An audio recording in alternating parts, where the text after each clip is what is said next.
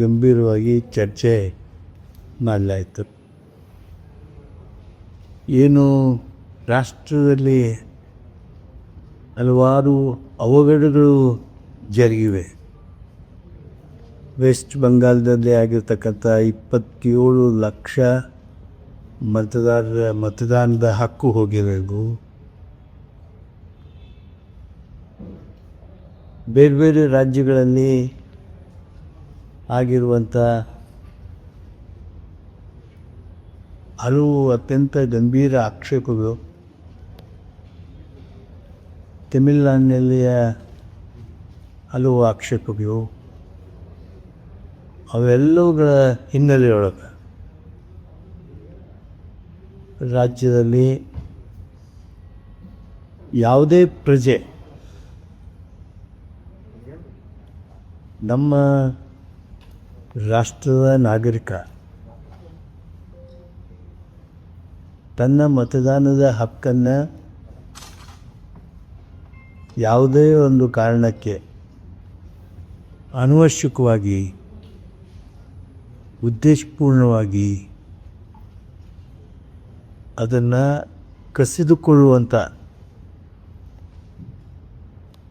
ಅದನ್ನು ದಮನ ಮಾಡ್ತಕ್ಕಂಥ ಯಾವುದೇ ಪ್ರಕ್ರಿಯೆ ನಡೆದರೆ ಅವುಗಳಿಂದ ನಾಗರಿಕನಿಗೆ ಮತದಾನದ ಹಕ್ಕನ್ನು ಉಳಿಸಿಕೊಡುವುದರಲ್ಲಿ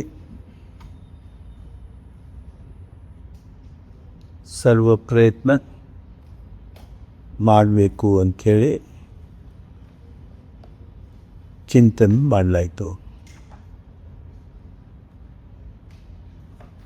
ತಾವೆಲ್ಲ ಗಮನಿಸಿದ್ದೀವಿ.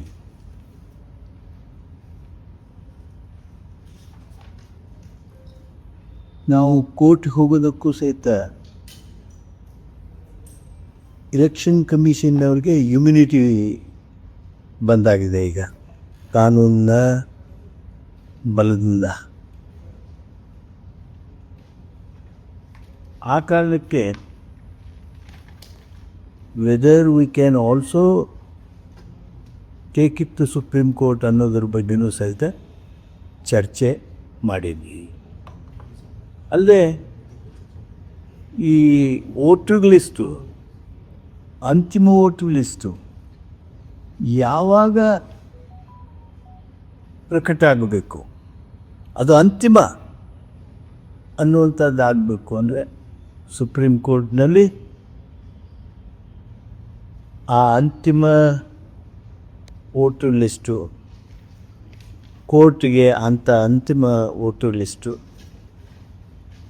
ಸಬ್ಮಿಟ್ ಮಾಡಬೇಕು ಅನ್ನುವಂಥದ್ರ ಬಗ್ಗೆ ನಾವು ಚಿಂತನೆ ಮಾಡಬೇಕು. ಅದ್ರ ಬಗ್ಗೆ ಕೋರ್ಟ್ ಕಟ್ಟೆ ಹತ್ತಬಹುದೇ ಅನ್ನೋದ್ರ ಬಗ್ಗೆ ಚರ್ಚೆ ಮಾಡಿ, ಅಲ್ಲದೆ ಸುಮಾರು 10-12 ವಿಷಯಗಳು. Since I am briefing the cabinet now, I can only tell you what is transpired in the cabinet. So what is the message you are sending to the government officers who are going to be involved inside? Because there are going to be state government officials also who will be there. What is the message to them? Right now the message is only for Election Commission to be very transparent, to be very fair, to be true to the citizens of the country, not to put the poorest of the poor to lose his vote. These are all the messages to the Election Commission, to the all concerned, whosoever are there. Sir,